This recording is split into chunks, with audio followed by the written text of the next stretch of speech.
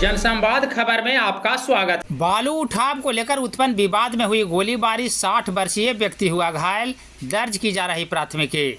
दरअसल मामला घोसी थाना क्षेत्र के ओकरी ओपी अंतर्गत अरहिट गांव का है, जहां निजी जमीन से बालू उठाव को लेकर बालू माफियाओं ने गोलीबारी की, जिसमें एक व्यक्ति घायल हो गया।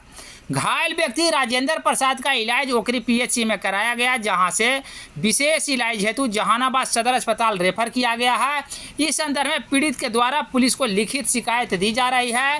तत्काल घायल का इलाज जारी है। इस संदर्भ में पुलिस पदाधिकारी राजकिशोर प्रसाद का बताना है कि पुलिस घटना स्थल पर पहुंचकर मामले की मुआयना में जुटी है।